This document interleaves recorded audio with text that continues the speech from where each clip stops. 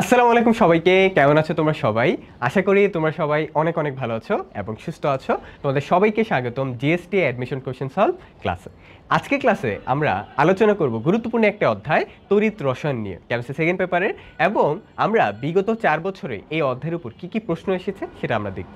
তাহলে শুরুতে আমরা যে কোশ্চেনটা নিয়ে অ্যানালাইসিস করব, দেখো সেটা তোমাদের আগের ব্যাচের ভাইয়া আপুদের আসছিল 23-24-এ। দেখো কোশ্চেনটা কি, 25 ডিগ্রি সেলসিয়াস তাপমাত্রায় প্রদত্ত কোষটির কোষ বিভব কত?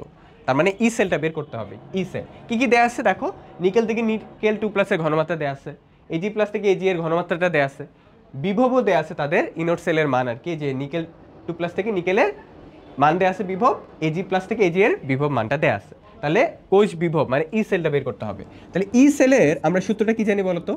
ই cell equal to E naught cell minus 2.303 RT divided by NF into log, এখানে থাকে উৎপাদের ঘনমাত্রা আর নিচে থাকে কি বিক্রয়কের ঘনমাত্রা, রাইট? আচ্ছা, তাহলে এখন আমার এই মানগুলো তো লাগবে, এই যে এইগুলা কোনটা বসবে কি আমি এটা বুঝবো কিভাবে? বুঝবো বিক্রিয়াটা করে। বিক্রিয়াতে নিকেল থেকে নিকেল 2+ হয়েছে, তাহলে এখানে আমরা একটু পরে আসি।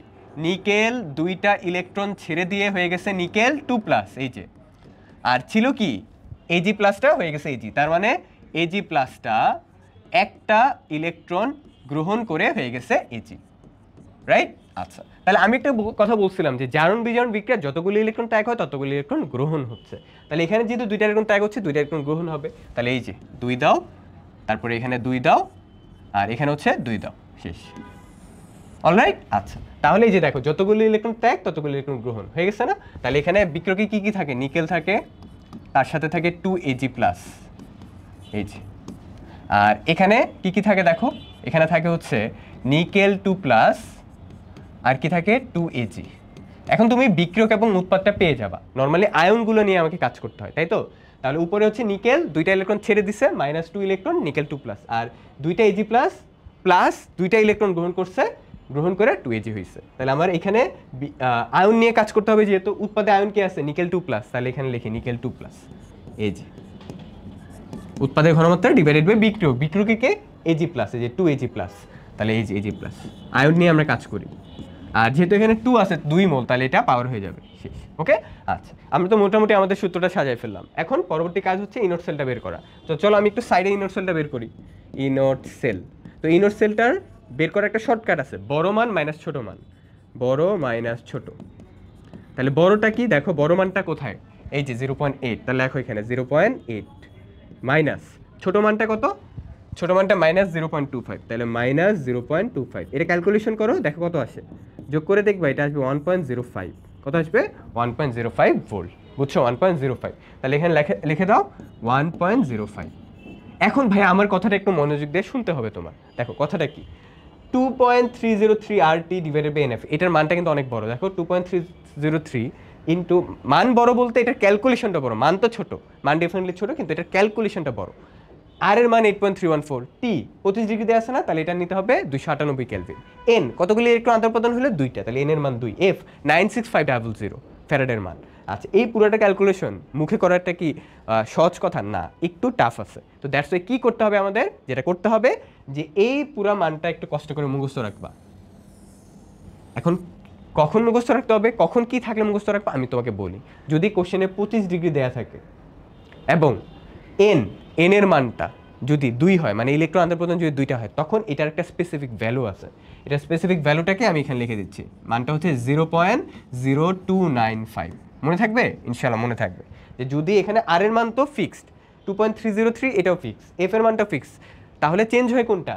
টি এবং এন। টিটা বেশিরভাগ ক্ষেত্রে 25 ডিগ্রি দেয়া থাকে, আর এন এর মানটা ইলেকট্রন আদান প্রদানের উপর ডিপেন্ড করে। এটা হতে পারে তোমার হচ্ছে 2, হতে পারে 3, কিন্তু যখন 2 থাকবে, 2 যখন কত থাকবে 2, তখন এই পুরাটার ভ্যালু হচ্ছে 0.0295। কত? 0.0 কি 295। তাহলে এখানে 0.0295 লেখো ইনটু লগ, উপরে হচ্ছে উৎপাদের ঘনমাত্রা নিকেল 2+ এর কত 0.1, বিক্রয়কেরও দেখবা 0.1, তাহলে এটাকে স্কোয়ার করতে হবে। কেন স্কোয়ার? কারণ 2 ছিল। তাহলে এখানে উপরে এখানে হচ্ছে 1.05 মাইনাস 0.0295 ইন্টু এখানে একটা 0.1 একটা 0.1 কাটো, তাহলে উপরে 1 নিচে 0.1, তাহলে 1/0.1 এর মান কত? 1/0.1 এর মান হচ্ছে 10, তাহলে এখানে হবে log 10, আর log 10 এর ভ্যালু কত বলো তো? 1, তাহলে 1.05 মাইনাস 0.0295, আর এই log 10 এর ভ্যালু 1, তাহলে এটা তো আর ইয়া হচ্ছে না, তাহলে এটা জাস্ট ক্যালকুলেশন করলে হয়ে যাবে, এটা জাস্ট ক্যালকুলেশন করলে আমার আনসারটা বের হয়ে যাবে। তাহলে এটা ক্যালকুলেশন করলে আমরা ধর একটু সাইডে করি, 1.05 আরও 0 দিই, আর এটা হচ্ছে আরেকটা 0 লাগবে না, আর এটা হচ্ছে 0.0295, হ্যাঁ আরেকটা 0 লাগতো আর কি। তাহলে এটা 10 থেকে 5 বাদ দিলে 5, হাতে আছে 1, 9 10 0, হাতে আছে 1 2 তোমার 3, 5 থেকে 3 বাদ দিলে 2, আর এখানে 0, আর এখানে হচ্ছে 1, তাহলে 1.0205 আসে। এখন আমি একটু দেখি আমার অপশনটাতে 1.0205 আছে কিনা, আছে নাই, কিন্তু এটা ক্লোজলি আছে কোনটা? এই যে এটা, তাহলে এটা আনসার হবে। অর্থাৎ এখানে যে আনসারটা দেয়া আছে কিন্তু ইনার সেলের আনসার আসলে, এই যে দেখো ইনার সেল, দেখছো তুমি? তাহলে একটা কাজ করতে পারো যে ইনার সেলের মানটা আগে বের করে দেখো অপশন আছে কিনা, থাকলে ওটা টিক দিতে পারো, কারণ এই যে এই পুরাটার ভ্যালু কিন্তু খুব ছোট, দেখছো খুব ছোট, এই যে কত আছে 0.0295, দেখছো? যদি এটার সাথে আবার এইটা লগেরও ডিপেন্ড করে মানটা, তো তুমি পুরাটাই করাটা বেটার। যদি মনে হয় যে টাইম নেই, সেক্ষেত্রে তুমি ইনোট সেলটা বের করে তারপর এখানে দাগিয়ে দিতে পারো, বুঝছো? আর যদি দেখো যে টাইম আছে কিছুটা, তাহলে কিছুটা সময় এটা একটু করে দেখতে পারো, কারণ মাঝে মাঝে লগের এখানে ভ্যালুর মানটা তো আমি পাইছি 10, তাই 1 আসছে, কিন্তু মাঝে মাঝে এখানে লগের মানটা কি থাকতে পারে বলো তো? লগের মানটা থাকতে পারে তোমার 0.5, মানে 1 এর কম থাকতে পারে, তখন এটার ভ্যালু কিন্তু নেগেটিভ আসবে, আর এই নেগেটিভ আর নেগেটিভে প্লাস চলে আসবে, মানটাও আগের তুলনায় একটু বেড়ে যাবে, তো তখন আবার অপশন টেস্ট করা লাগতো, ঠিক আছে? তাহলে এই ব্যাপারগুলো একটু খেয়াল রাখতে হবে। তাহলে আমি পুরোটা কেন করাই দিছি, যাতে তুমি হচ্ছে বুঝতে পারো যে তোমার যদি এইটা অপশনে থাকতো তাহলে এটা আনসার হইতো, বুঝছো? 1.0205 যদি আনসারে থাকতো এটা কিন্তু আনসার হইতো, কিন্তু এটা যেহেতু নাই, এটা ক্লোজ হচ্ছে 1.050, তাই এটাকে আমি দাগাইছি, তো বাকিগুলো তো একটাও ক্লোজ না, রাইট? তো এর কারণে হচ্ছে এটা আমার আনসার। 1.05 থেকে আমরা বাকিটুকু বাদ গেছে, ঠিক আছে? তো এখন বাকিটুকু বাদ গেলে যেটা থাকে ওটা তো নাই, তাহলে এটা ক্লোজ হচ্ছে এটা, তাই এটা আনসার। ওকে, আচ্ছা পরের কোশ্চেনটাতে যাই আমরা। কোনো কপার সালফেট দ্রবণে প্লাটিনাম তড়িৎদ্বারের সাহায্যে 1 ঘন্টা যাবত 1.25 অ্যাম্পিয়ার বিদ্যুৎ চালনা করলে ক্যাথোডে কতগুলা কপার পরমাণু জমা হবে? ক্যাথোডে কতগুলো কপার পরমাণু জমা হবে? তাহলে কতগুলো কপার পরমাণু মানে এন এর মান চাইছে এখানে, কিসের মান? এন। তাহলে আমরা একটা সূত্র জানি না, দেখো তো, Q equal to N E F, সূত্রটা জানি? হ্যাঁ জানি। সুতরাং তাহলে এনটাকে রাখো এন, তাহলে ই এফটা নিচে চলে যাবে, তাহলে Q divided by E F, আর এই যে এন এর মানটা কি? N by N A, right? N by N A, আর এখানে হচ্ছে কিউ ইকুয়াল টু আবার কি আইটি, এই যে IT divided by E F. তাহলে এখানে আমার বের করতে হবে এই এন এর মানটা, তাহলে এন ইকুয়াল টু এখানে N A into I into T divided by E F. তাহলে এটা আমার ক্যালকুলেশন করতে হবে, তাহলে চলো ক্যালকুলেশন করি একটু ঠান্ডা মাথায়, ঠিক আছে? তো এখানে এন এর মানটা বের করতে হবে, N equal two Avogadro number N A, তাহলে এখানে আমরা লিখবো, এখানে আমরা একটু নিচে লিখি, এই জায়গাতে, তাহলে এখানে টান দাও লম্বা একটা, অ্যাভোগাড্রো নাম্বার কত? 6.02 ইন্টু 10⁻23 ইন্টু আই এর মান কত? দেখো কারেন্ট কত দেওয়া আছে? 1.25, এই যে 1.25, আর টি টাইম কত? 1 ঘন্টা মানে 3600 সেকেন্ড, এই যে। এরপরে নিচে ই মানে কি? কতগুলো ইলেকট্রন আদান প্রদান হলো। এখানে কি ছিল? কপার সালফেট, যেখান থেকে আমরা পাই কপার 2+, সে তোমার হচ্ছে 2টা ইলেকট্রন গ্রহণ করে কপার ধাতুতে রূপান্তর হবে। তাহলে কয়টা ইলেকট্রন আদান প্রদান হয়? 2টা, 2। আর এফ হচ্ছে 965 এটা ক্যালকুলেশন করলে তুমি তোমার আনসারটা পেয়ে যাবে। তাহলে চলো আমরা একটু আনসারটা বের করি। তো আমি তোমাকে একটু ক্যালকুলেশন সুবিধার্থে একটা কাজ করি। 3600 আছে না? আচ্ছা 3600টাকে আমি লিখি এখানে 3.6 ইন্টু 10⁻³ লিখতে পারি? হ্যাঁ লিখতে পারি।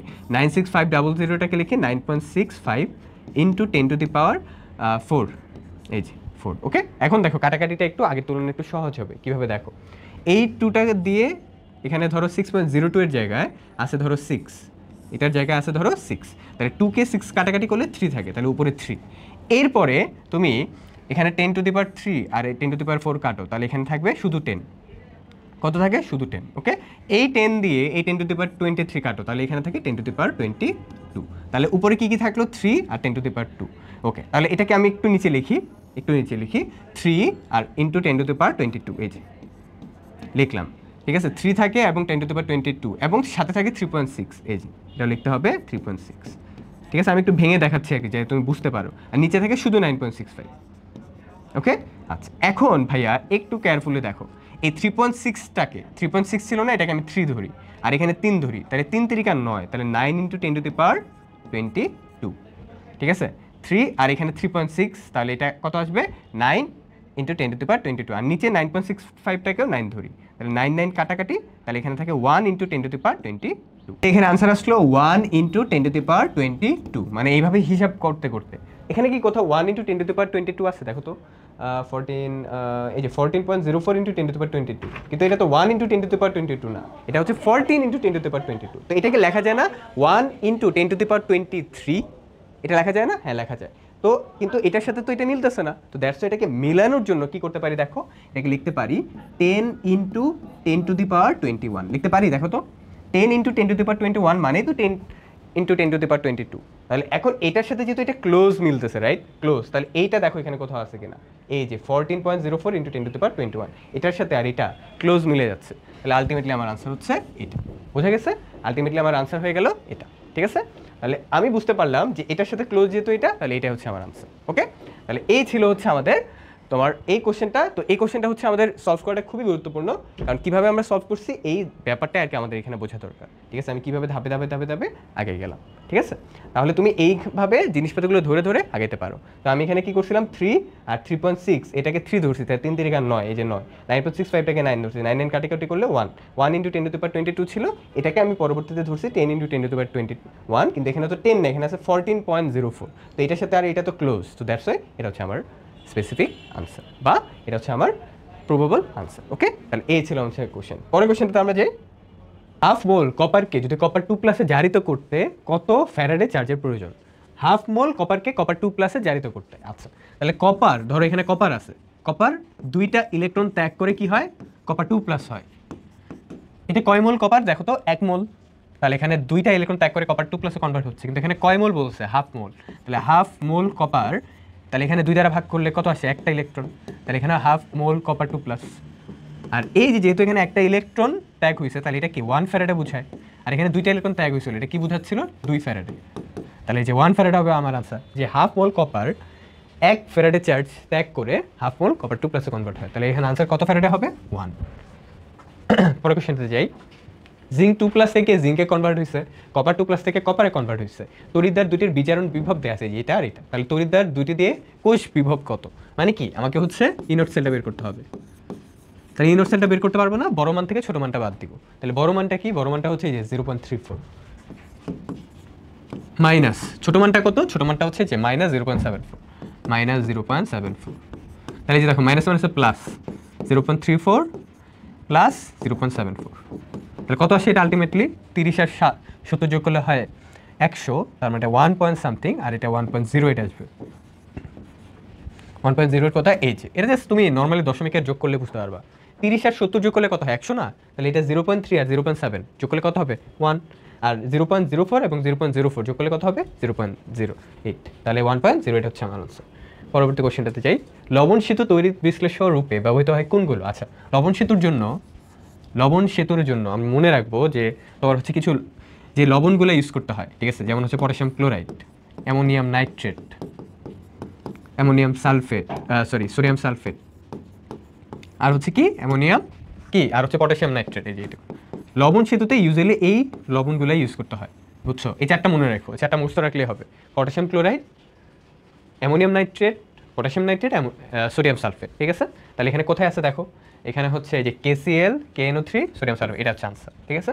আর এখানে অ্যাডিশনাল যেটা আমি দেখাই দিলাম এটা হচ্ছে অ্যামোনিয়াম নাইট্রেট, এটা কিন্তু একটা কি তড়িৎ বিশ্লেষণে তোমার হচ্ছে লবণ সেতুতে ইউজ করা হয়। ওকে, পরবর্তী কোশ্চেনটাতে যাই আমরা, কোন সেলটি পরিবেশ বান্ধব? ডেফিনেটলি ফুয়েল সেল, ডেফিনেটলি কি ফুয়েল সেল। এই ফুয়েল সেলটা কেন পরিবেশ বান্ধব? কারণ এই ফুয়েল সেলটা যখন আমরা ইউজ করি তখন পরিবেশে তোমার হচ্ছে ক্ষতিকারক গ্যাসগুলা উৎপন্ন হয় না, বা ক্ষতিকারক কোনো বর্জ্য উৎপন্ন হয় না, এই কারণে এটা পরিবেশ বান্ধব। পাশাপাশি এটার যে শক্তিটা এটা অনেক ভালোভাবে ইউটিলাইজ হয়, তো এই কারণে ফুয়েল সেলটার কি মনে রাখবো পরিবেশ বান্ধব, ঠিক আছে? ওকে, এরপরে 9.5 অ্যাম্পিয়ার তড়িৎ 4000 সেকেন্ড ধরে কপার সালফেট দ্রবণের ভেতর দিয়ে প্রবাহিত করা হলে ক্যাথোডে কত গ্রাম কপার জমা হবে? তাহলে এখানে কি কি দেয়া আছে, এখানে হচ্ছে কারেন্টটা দেয়া আছে 9.65 অ্যাম্পিয়ার, এরপরে এখানে হচ্ছে কপার সালফেট দ্রবণের ভেতর দিয়ে প্রবাহিত করা হলে ক্যাথোডে কত গ্রাম, মানে ডাব্লিউ চাইছে, আর কিছু কি আছে না? তাহলে আমরা সূত্রটা জানি কি, Q equal to N E F. তাহলে এখানে ইএফটাকে হিসেবে পাঠাও, তাহলে কিউ ডিভাইড বাই ইএফ, আর এন ইকুয়াল টু কি ডাব্লিউ বাই এম। তাহলে আলটিমেটলি আমার হচ্ছে এমটাকে হিসেবে পাঠাও, তাহলে M Q divided by EF. এই যে এমটা এসে চলে গেল, M Q divided by EF. তাহলে এম কি আণবিক ভর কার? কপারের, সেটা কত? 63.5। কিউ কি? কিউ হতে চার্জ। আচ্ছা, এখানে কি চার্জ দেয়া আছে? দেয়া নাই। তাহলে কিউটাকে কনভার্ট করতে হবে কিসে? আইটিতে। তাহলে কিউ ইকুয়াল টু আমরা কি জানি? আইটি। তাহলে আইটি, আর এখানে তো এম আছে, এম আইটি, আর এখানে হচ্ছে ইএফ। তাহলে এখানে এম এর মান আণবিক ভর হচ্ছে 63.5, তারপর হচ্ছে আই হচ্ছে 9.65, টি হচ্ছে 4000 ডিভাইডেড বাই তোমার হচ্ছে ই। আচ্ছা, ই মানে কি? কতগুলো ইলেকট্রন ত্যাগ হলো। আছে কপার সালফেটের জন্য কপার 2+ পাই, সে 2টা ইলেকট্রন গ্রহণ করে কনভার্ট হয় কিসে? কপারে। তাহলে এখানে কত হবে? 2, আর এফ কত? 96500। এই যে এখন হচ্ছে এটা ক্যালকুলেশনটা করতে হবে। দেখো এটা ক্যালকুলেশন ইজি আছে। কিভাবে ইজি? দেখো, তুমি হচ্ছে 2 এর সাথে এই 4000 কাটবা, তাহলে থাকবে 2000, রাইট? আচ্ছা, এরপরে আরও ভালো করে দেখো, এখানে আছে 9.65, এখানে আছে 96500। এই 96500টাকে লেখা যায় না 9.65 ইন্টু 10 টু দি পাওয়ার 1 2 3 4, এই যে ইন্টু 10 টু দি পাওয়ার 4। তাহলে এটাই করবো আমরা, ঠিক আছে? এটাই করবো। তাহলে এটাকে হচ্ছে আমরা ইমাজিন করব, এখানে আছে 9.65 ইন্টু 10 টু দি পাওয়ার কি 4। তাহলে এই যে এখন 9.65 এবং 9.65 কাটাকাটি যায়, ওকে। আর এই যে 2000, এটাকে লেখা যায় না 2 ইন্টু 10 টু দি পাওয়ার 3। তাহলে এখন এটাও কাটবো, এই যে 10 টু দি পাওয়ার 3, আর এখানে 10 টু দি পাওয়ার 4, কাটাকাটি করলে উপরে থাকে 10 to the power 1। All right, তাহলে আমার ক্যালকুলেশনটা অনেক সুবিধা হয়ে যাচ্ছে। এরপর এখানে থাকে 2 আর এখানে 10, তাহলে 2 এবং 10 কাটো, তাহলে থাকে কত? 5। এখন এইখানে আছে নিচে 5 আর উপরে আছে 63.5। তাহলে ব্যাপারটা এরকম যে ডাব্লিউ ইকুয়াল টু তোমার 63.5 আর নিচে কত? 5। তাহলে এটা কত হতে পারে?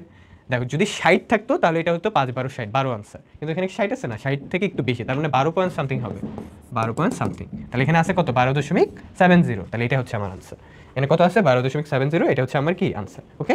তাহলে এই ছিল হচ্ছে আমাদের তড়িৎ রসায়নের জিএসটির বিগত 4 বছরের কোশ্চেন, ঠিক আছে? আমরা দেখলাম যে পরিবেশ রসায়নে দেখছিলাম না, মোটামুটি কম কোশ্চেন আসছিল। তড়িৎ রসায়নেও কিন্তু অনেকটাই কি কম কোশ্চেন আসছে, ঠিক আছে? মোটামুটি ভালোই, এবং ক্যালকুলেটিভ কিছু ছিল, থিওরিটিক্যালও কিছু ছিল। তাহলে আমাকে এখানে 2 জায়গাতে ফোকাস দিতে হবে, ক্যালকুলেটিভ জিনিসপাতি এবং থিওরিটিক্যাল, ওকে। তাহলে এই ছিল হচ্ছে আমাদের আর তুমি হয়তো বা দেখছো যে আজকে ক্লাসে ভাইয়া মূলত যখন ম্যাথমেটিক্যাল প্রবলেমগুলো সলভ করছি তখন কিভাবে ব্যাপারগুলোকে ধরে ধরে সলভ করছি, কিভাবে মুখে মুখে ক্যালকুলেশন করছি, মানে কোনো ক্যালকুলেটার নাই। এই প্যাটার্নটাই তোমাকে খেয়াল রাখতে হবে, বুঝছো, যদি তুমি অ্যাডমিশনে ভালো করতে চাও, ওকে। তাহলে এই ছিল হচ্ছে আমাদের আজকের ক্লাস। পরবর্তীতে আমরা আর কোনো অধ্যায় নিয়ে হাজির হবো না, কারণ তড়িৎ রসায়নে হচ্ছে আমাদের কেমিস্ট্রি সেকেন্ড পেপারের কি বলতে পারো হচ্ছে লাস্ট অধ্যায়, কারণ অর্থনৈতিক রসায়ন থেকে খুব একটা কোশ্চেন আসে না জিএসটিতে বিগত 4 বছরে। তো এই হচ্ছে আমাদের আজকের ক্লাস। তোমাদের জন্য অনেক অনেক শুভকামনা রইল। সবাই ভালো থেকো, সুস্থ থেকো। আল্লাহ হাফেজ, আসসালামু আলাইকুম।